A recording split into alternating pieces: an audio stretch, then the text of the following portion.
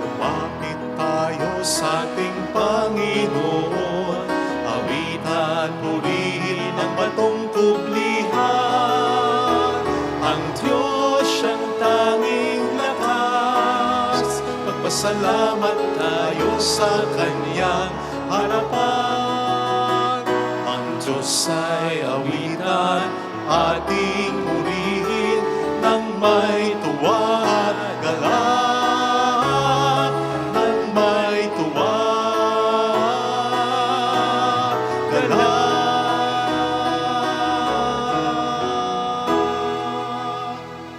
Sa ngalan ng Ama at ng Anak ng Espiritu Santo, Amen. ang pagkapala ng ating Panginoong Jesucristo, ang pag-ibig ng Diyos Ama, at ang pakikipagkaisa ng Espiritu Santo ay sumainyo nawang lahat. At sumaiyo rin. Upang tayo maging marapat sa banal na pagdiriwang na ito, halina't magsisimula sa ating mga kasalanan. Tayo pong lahat, inaamin ko sa makapangyarihang Diyos at sa inyo mga kapatid, na lubha akong nagkasala sa isip, sa salita at sa gawa at sa aking pagkukulang. Kaya sinasamo ko sa mahal na Birheng Maria, sa lahat ng mga anghel at mga banal, at sa inyo mga kapatid na ako'y panalangin sa Panginoong ating Diyos. Kawaan tayo ng mapagmahal na Diyos, patawarin sa ating mga sala, at patnubayan hanggang sa buhay na walang hanggan. Amen. Panginoon, kaawaan mo kami. Panginoon, kaawaan mo kami. Kristo, kaawaan mo kami. Kristo, kaawaan mo kami. Panginoon, kaawaan mo kami. Panginoon, kaawaan mo kami. Iyuko natin ang ating ulo, manalangin tayo.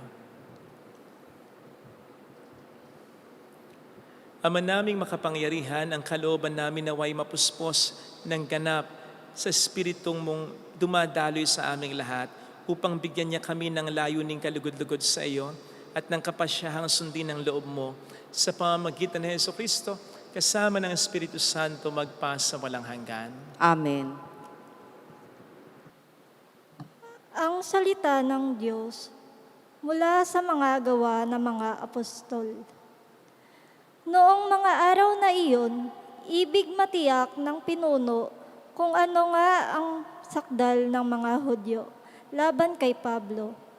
Kaya't pinagpulong niya kinabukasan ang mga punong saserdote at ang buong Sanhedrin.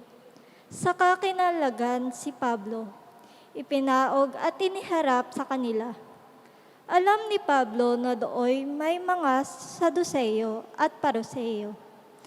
Kaya't sinabi niya ng malakas, "Mga kapatid, ako'y Pariseyo, anak ng mga Pariseyo. Dahil sa pag-asa kong muling mabubuhay ang mga patay, ako'y nililitis ngayon." Matapos itong sabihin ni Pablo, nagtalo-talo ang mga Pariseyo at ang mga Saduseyo, at nahati ang kapulungan. Sapagkat ang sabi ng mga Saduseyo, hindi muling mabubuhay ang mga patay at walang anghel o espiritu. Subalit, ang mga Pariseyo na may naniniwala sa lahat ng ito at lumakas ang kanilang sigawan. Tumindig ang ilan sa mga eskribang kapanig ng mga Pariseyo at malakas na tumutol. Wala kaming makitang pagkakasala ng taong ito. Ano kung may isang espiritu o isang anghel na nagsalita sa kanya? At nang maging mainitan na ang kanilang pagtatalo, natakot ang pinuno na baka lurayin nila si Pablo. Kaya pinapanaog niya ang mga kawal. Ipinakuha si Pablo at ipinasok sa kuta. Kinagabihan, tumayo ang Panginoon sa tabi ni Pablo at sinabi sa kanya, "Lakasan mo ang iyong loob. Nagpatotoo ka tungkol sa akin dito sa Jerusalem. Ganyan din ang gawin mo sa Roma." Ang salita ng Diyos. Salamat sa Diyos. Diyos ko ang aking dalangin, ako'y iyong tangkilikin. Diyos ko ang aking dalangi, ako'y iyong tangkilikin. O Diyos, ako'y ingatan mo. Ingatan ang iyong lingkod. Ang hangad ko ay maligtas, kaya sa'yo dumudulog. Ika'y aking Panginoon, ang wika ko sa aking Diyos. Kabutihang tinanggap ko ay ikaw ang nagkaloob. Ikaw lamang, o poon ko. Ang lahat sa aking buhay, ako'y iyong tinutugon sa lahat kong kailangan. Diyos ko ang aking dalangi, ako'y iyong tangkilikin. Pinupuri ko ang ang poon na sa akin ay patnubay. Kahit gabi, diwa niya ang sa akin umaakay. Nababatid ko na siya'y kasama ko oras-oras. Sa piling niya, kailan may hindi ako matitinag. Diyos ko ang aking dalangi, ako'y iyong tangkilikin. Kaya't ako'y nagdiriwang, ang diwa ko'y nagagalak. Ang lagi kong nadaramay, hindi ako matitinag. Pagkat di mo tutulutang ang mahal mo ay malagak sa balon ng mga patay upang doon ay maagnas. Diyos ko ang aking dalangi, ako'y iyong tangkilikin. Ituturo mo ang landas na buhay ang hahantungan. Sa piling mo'y madarama ang lubos na kagalakan. Ang tulong mo'y magdudulot ng ligayang walang hanggan. Diyos ko ang aking dalangi, ako'y iyong tangkilikin.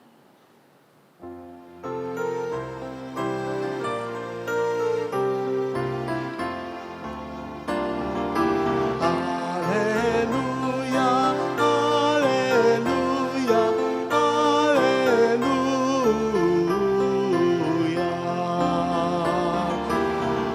Alleluia, alleluia, alleluia.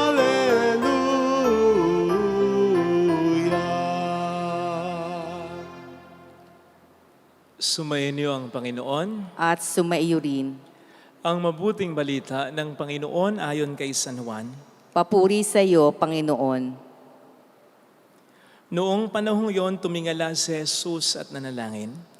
Ang mga banal, hindi lamang ang aking mga alagad ang idinadalangin ko, kundi pati ang mga mananalig sa akin dahil sa kanilang pahayag. Maging isa nawa silang lahat, Ama, kung paanong ikaw ay nasa akin at ako'y nasa iyo, gayon din naman, maging isa sila sa atin upang maniwala ang sanlibutan na ikaw ang nagsugo sa akin. Ang karangalang ibinigay mo sa akin ay ibinigay ko sa kanila upang sila'y ganap na maging isa. Gaya nating iisa, ako'y nasa kanila at ikaw ay nasa akin upang lubusan silang maging isa. At sa gayon, makikilala ng sanlibutan na sinugo mo ako at sila'y iniibig mo katulad ng pag-ibig mo sa akin. Ama, nais kong makasama sa aking kinaroroonan ang mga binigay mo sa akin upang mamasdan nila ang karangalang bigay mo sa akin sapagkat inibig mo na ako bago pa nilikha ang sanlibutan. Makatarungang Ama, hindi ka nakikilala ng sanlibutan, ngunit nakikilala kita at nalalaman ng mga ibinigay mo sa akin na ikaw ang nagsugo sa akin. Ipinakilala kita sa kanila at ipakikilala pa upang ang pag-ibig mo sa akin ay sumapuso nila at ako na may sumakanila. Mga kapatid, ang mabuting balita ng Panginoon. Pinupuri ka namin, Panginoong Hesukristo.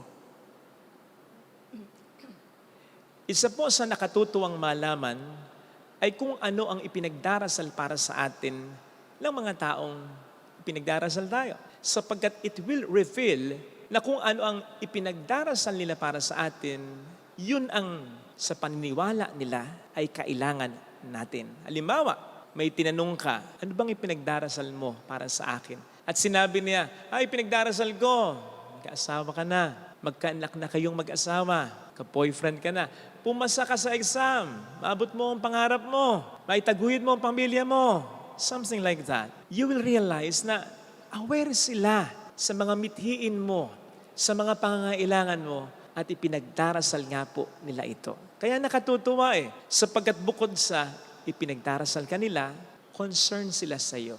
They know your needs, they are aware of it, and they give importance to it. Kaya po natutuwa ako sa mga messages na nakararating sa akin through text and through our YouTube and Facebook pages na nagsasabi halimbawa na, Father, pinagdarasal kita, na sana lagi kang maging malusog o huwag kang magkakasakit. Kasi bukod sa ipinagdarasal niyo ko, aware kayo sa pangangailangan ko at binibigyan niyo po ng importansya ito. Well, brothers and sisters, ang good news ay ito. Ang Panginoon na nakakaalam ng kailangan natin at concern para sa atin ay ipinagdarasal din tayo. Yan po ang mapapansin natin sa ating gospel reading. Kaya lang, medyo nakagugulat na hindi niya pinagdarasal na makapasa tayo sa exam, magkaroon ka ng asawa, magkaroon ka ng anak, maging maayos ang pamilya mo, gumanda ang buhay mo, something like that. Hindi Ang ipinagdarasal niya dito para sa atin ay unity, pagkakaisa. Hindi ba natin kailangan na pumasa sa exam? Hindi mo ba kailangan na tumino ang asawa mo, ang anak mo? Hindi ba natin kailangan ng isang maayos na pamilya? Buhay? Kailangan naman, di ba? At yun naman yun, alam niya. Pero bakit more than all this, ang panalangin para sa atin ng Panginoon ay pagkakaisa? Well, brothers and sisters, let's face it. Hindi naman talaga lahat ng panalangin natin ay naibibigay ng Diyos para sa atin. At hindi pa natin maunawaan ang mga tunay nitong dahilan.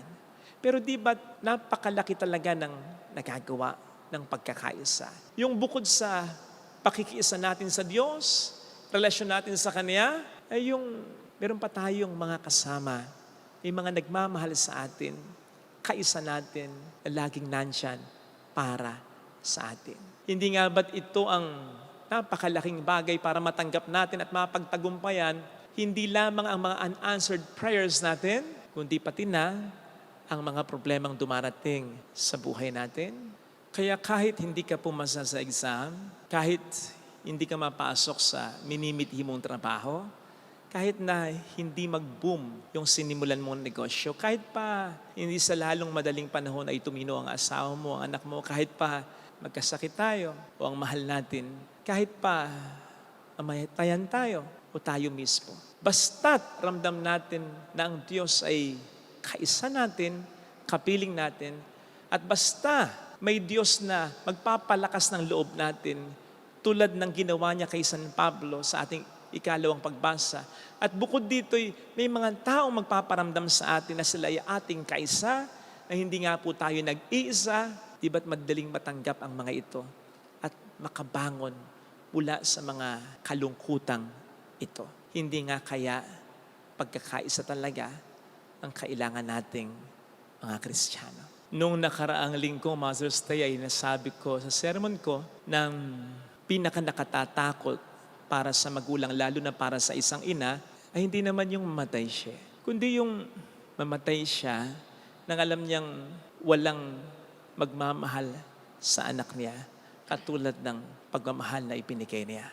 Kaya nga napakalaking bagay na bago pa man mawala ang isang ina, ay makita niya at maramdaman niya na may taong tunay ng magmamahal sa anak niya. Of course, asawa ang pinatutungkulan natin dyan. Of course, at least kaibigan ang pinatutungkulan natin dyan. Pero di ba't napakalaking bagay para sa isang ina, partikular na sa isang ina, ng anak higit sa isa, na makita niya at maramdaman niyang nagmamahalan ng mga anak niya. Kasi bago pa niya iasa ang kanyang anak sa iba, sa mapapangasawa nito, sa magiging mga anak nito, sa magiging mga kaibigan nito, napakalaking bagay na nakita niya among them ang kanyang mga anak ay nagmamahalan na. Kasi doon pa lang nakakasigurado na siya na walang maghihikahos, walang mapapabayaan sa mga anak niya. This is the reason why sa palagay ko ang isa sa pinakauna at pinaka-consistent sa lahat ng panalangin ng isang ina. Hindi naman yung maging malusog ang anak niya, maging maayos ang buhay ng anak niya, maging maayos ang trabaho, maging maayos ang magiging pamilya.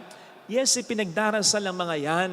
Pero sa palagay ko lang na ang pinakauna at pinaka-consistent sa lahat ng mga yan ay ang kanyang mga anak sana ay tunay na magmahalan. Upang hindi man mangyari ang isa sa mga panalangin binanggit natin, magkaroon ng matinong asawa, maging malusog ang anak niya, magkaroon ng maayos na buhay ang anak, upang hindi man matupad ang isa sa mga panalangin yan, basta't ang kanyang mga anak ay nagmamahalan, alam niya na yan ay mapagtatagumpayan.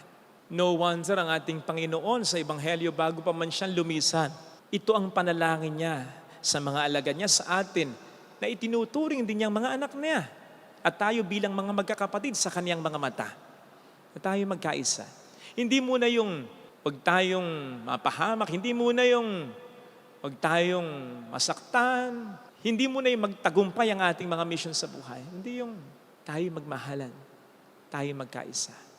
Sapagkat bukod sa ating pakikiisa sa Kanya, kung tayo magkakaisa pa, lahat ay ating makakaya. We are better together. Eka nga, we are stronger. We are more resilient. We are more productive. Alam naman siguro natin yung analogy ng tingting, di ba? Na kapag nag-iisa yung tingting, madaling putulin, pero pag magkakasama na yung mga tingting na yan, mahirapan ka na. And if I may use another analogy as regards the importance of unity, ang pipiliin ko ay yung anything na shock absorber. Halimbawa, isang spring ng sasakyan, isang thick foam, or anything na makapag-a-absorb ng damage, shock absorber. Ganun para sa akin ang nagagawa ng pagkakaisa sa komunidad, lalo na sa pamilya. O pwedeng hindi nito alisin ang problema, nandiyan ang problema, may impact pa rin. Lalo-lalo na ang mga matitinding problema, pero makokontrol, malilesen yung impact at yung damage kapag may pagkakaisa. Kumbaga, hindi wasak, may matitira, paring buo, makalalaban at makalalaban ka pa rin, makatatayo at makatatayo ka pa rin. Kapag bukod sa pagkakaisa o pakikiisa natin sa Diyos, meron tayong kaisa kasama. Nakita natin yan halimbawa nung salantahin ng malaking tsunami ang Japan, di ba? Ang tindi ng pagkakaisa ng mga Japanese mula sa search and rescue operations, mula sa pagbibigay ng mga relief goods na yan, hanggang sa pag-aalalay sa bawat pamilya upang makabangon. Di ba? Their unity, it helps them a lot para lahat sila makabangon agad. At alam din natin yan, in fact, ramdam na ramdam natin yan kapag may pagkakaisa tayo sa pamilya. Maaaring umiyak pa rin tayo, masaktan pa rin tayo sa problema, pero kakayanin basta sama-sama. Kaya sa misang ito ang isa sa mga pinaka-ipagdasal natin sa bawat misa. Pagkakaisa ng lahat ng tao, pagkakaisa at least ng mga Pilipino, pagkakaisa at least ng bawat pamilya. Wala naman po kasing problema sa Panginoon. Tutulungan niya tayo. Pero tandaan nating tinutulungan niya din tayo sa pamamagitan ng ating kapwa-tao. Kaya napakahalaga kung tayo magkakaisa. Amen. Lagay natin ang ating kanang kamay sa tapat ng ating puso.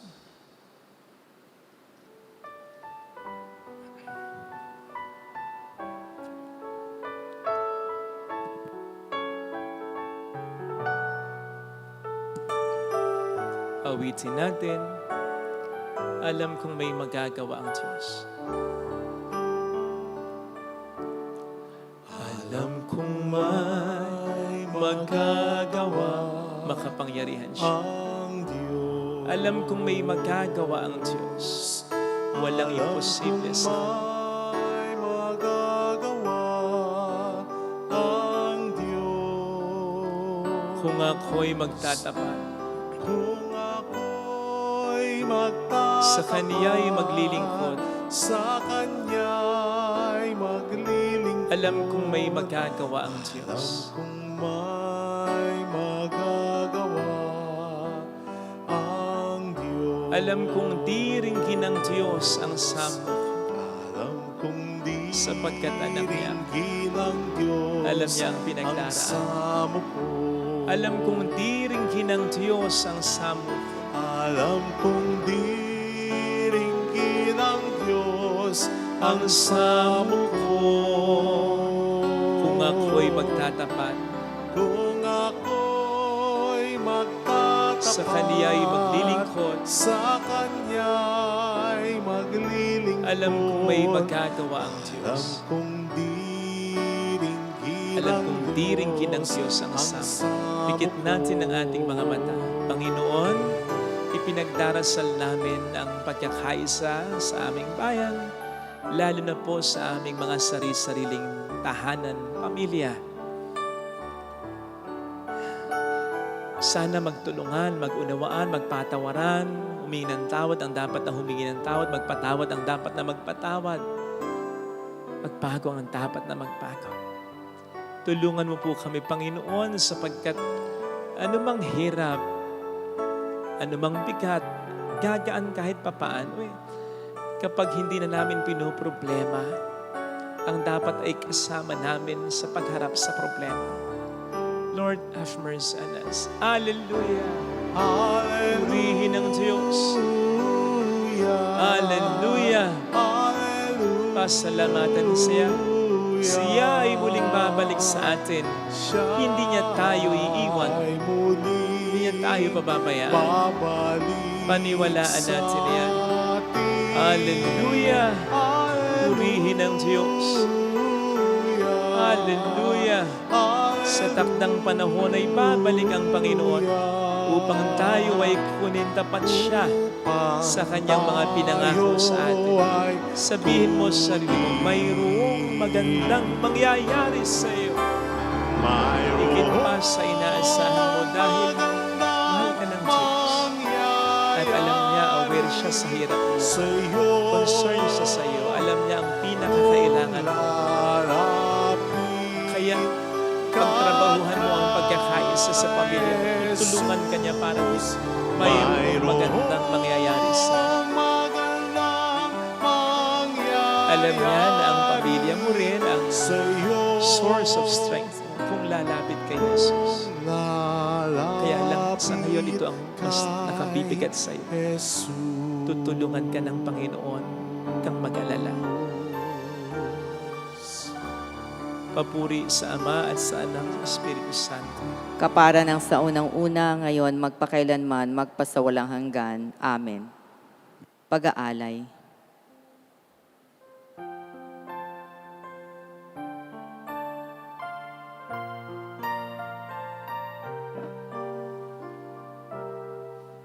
Sa trigo at ubas nagmula, sa mosyang alay ng madla, handog ng bayan mong hiniran, tanggapin mo't gawing katawan, dugo ni Kristo.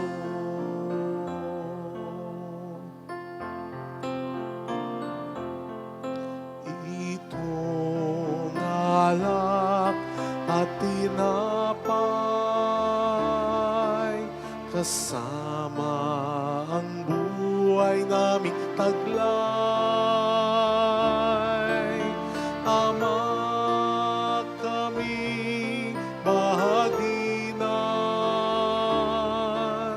kay Kristong sugo mong hirang. Sa trigo at ubas nagmula, sa mosyang alay ng madla, handog ng bayan mong hinirang,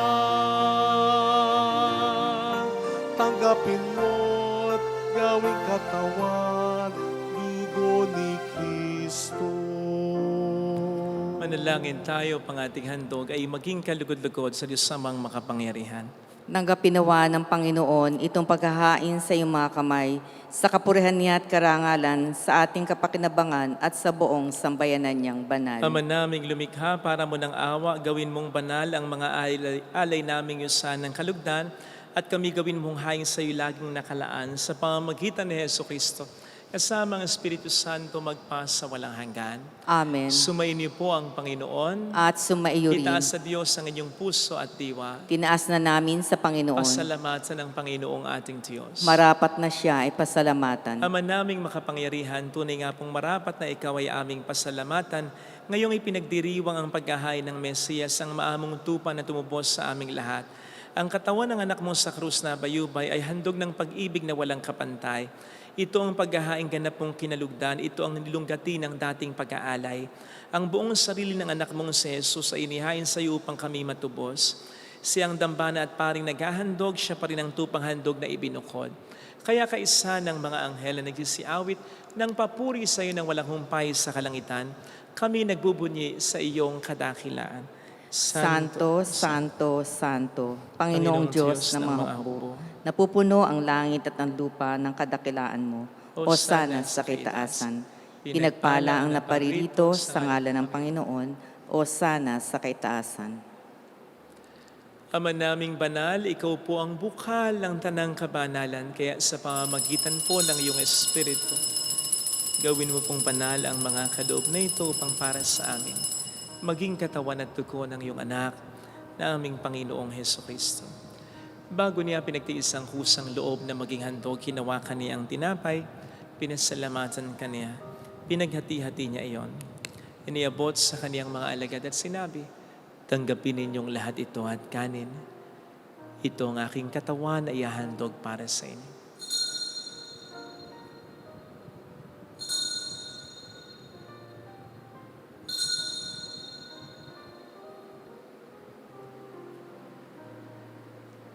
Gayun din naman nang matapos ang hapunan, hinawakan niya ang kalis, muli kaniyang pinasalamatan, iniabot niya ang kalis sa kaniyang mga alagad at sinabi, tanggapin ninyong lahat ito at inumin. Ito ang kalis ng aking dugo ng bago at walang hanggang tipan. Ang aking dugo na ibubuhos para sa inyo at para sa lahat. Sa ikapagpatawad ng mga kasalanan, gawin niyo ito sa pag-alala sa akin.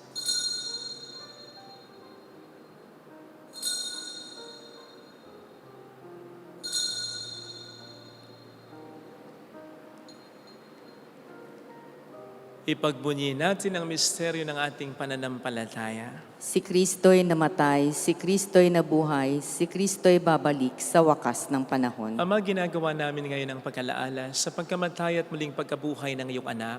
Kaya inialay namin sa iyong tinapay ng buhay at ang kalis ng kaligtasan. Kami nagpapasalamat dahil kami iyong minarapat na tumayo sa harap mo para maglingkod sa iyo.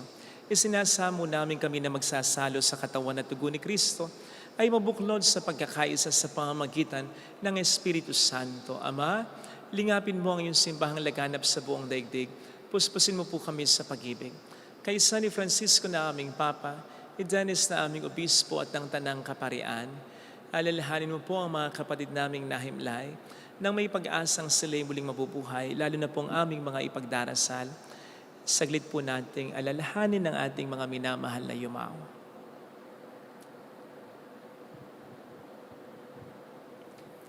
Kaawaan mo sila at patuloyin sa iyong kaliwanagan. Kaawaan mo at pagingtapatin kaming lahat na makasalo sa iyong buhay na walang wakas, kaysa ang mahal na Birhen ng Lazaret, ang ina ng Diyos. Isanusay ang kabiyak ng kanyang puso lahat ng mga banal na namuhay dito sa daigdig ng kalugod-lugod sa iyo. May pagdiwang nawa namin ang pagupuri sa ikararangal mo sa pamamagitan ng iyong anak na aming Panginoong Heso Kristo. Sa pamamagitan ni Kristo, kasama niya at sa Kanya, ang lahat ng parangal, papuri ay sa iyo, Diyos amang makapangyarihan, kasama ang Espiritu Santo magpa sa walang hanggan. Amen. Tumawag tayo sa ating Ama.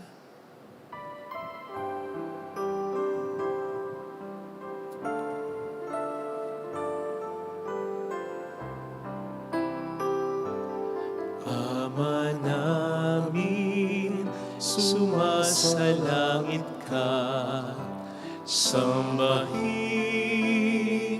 ang ngalan mo, mapasamin ang kaharian mo, sundin ang loob mo dito sa lupa para nang sa langit.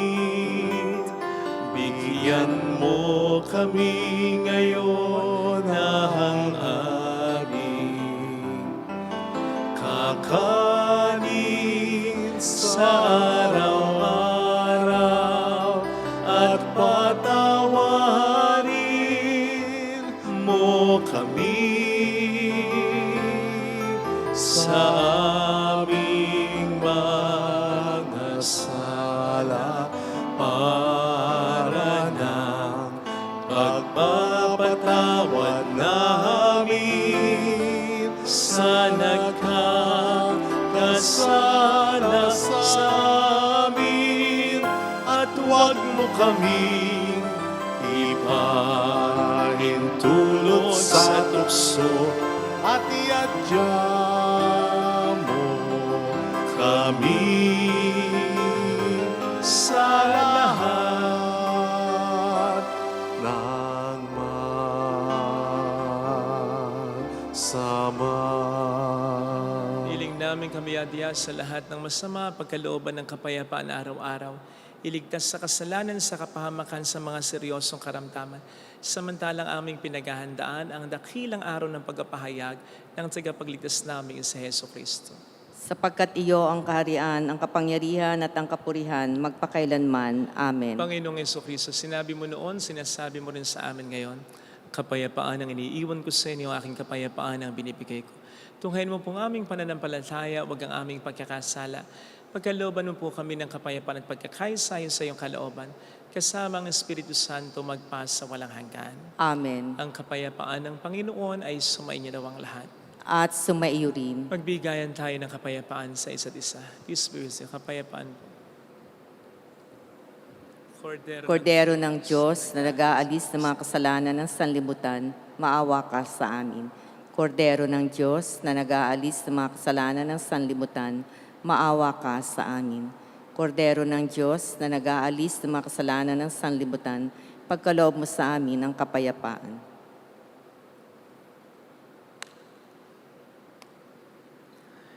Narito sa harap natin ng Panginoon ang ating buhay at kaligtasan.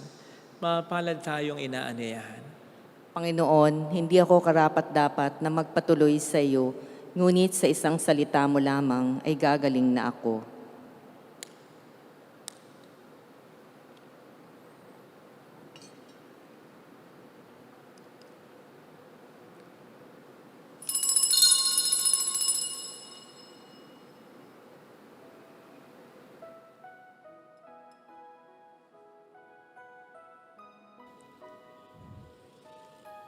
Panalangin para sa espiritual na pakikinabang.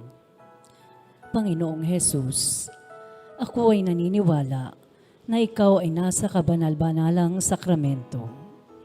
Iniibig kita ng higit sa lahat at ninanasa kong tanggapin ka sa aking kaluluwa. Sapagkat sa mga sandaling ito, hindi kita matatanggap sa sakramento. Tumuloy ka sa espiritu sa aking puso.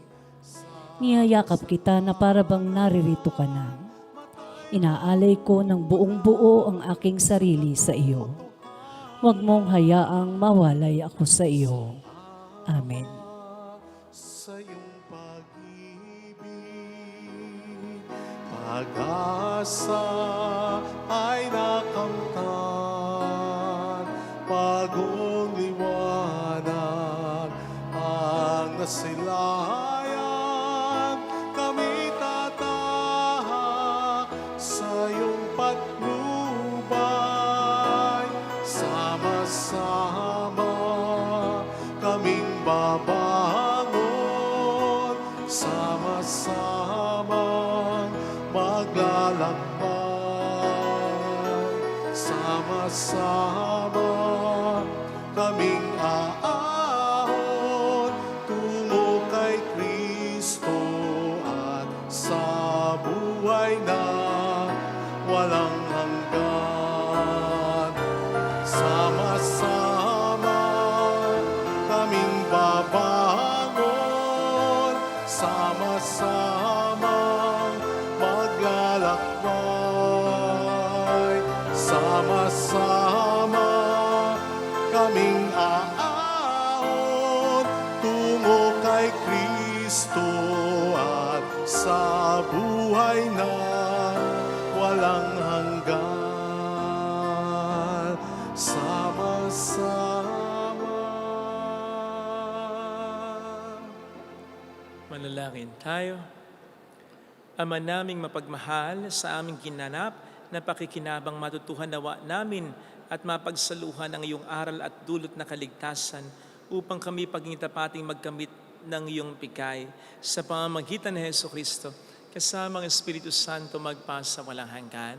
Amen. Holy God, Holy Mighty One, Holy Immortal One. Have mercy on us and on the whole world. Holy God, Holy Mighty One, Holy Immortal One. Have mercy on us and on the whole world. Holy God, Holy Mighty One, Holy Immortal One. Have mercy on us and on the whole world. Jesus, King of Mercy, We trust in you.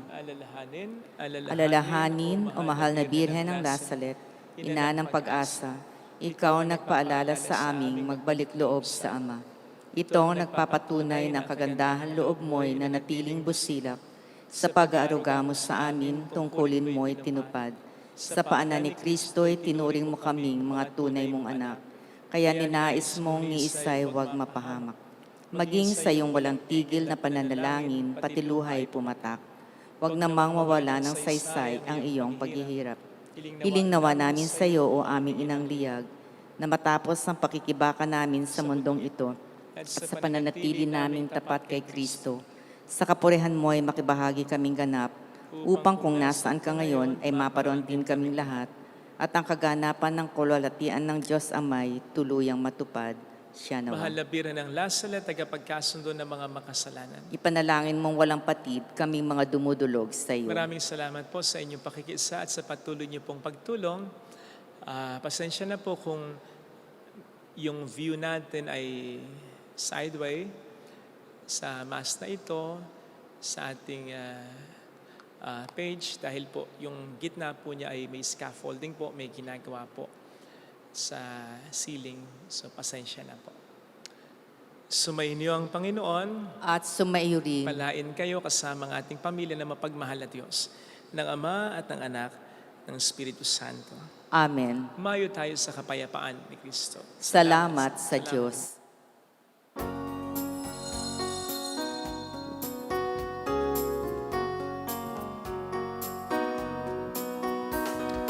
On this day, O Mother of God, we sing you praise for lighting up our way. Your tears did soften up the hearts of men, and they still do today. May our love for you bring comfort in your pain. On this day, O Mother of our Lord, we sing you praise for lighting up our way. Your tears did soften up the hearts of men, and they still do today. May our love for you bring comfort in your pain. Salamat po. Thank you sa inyo.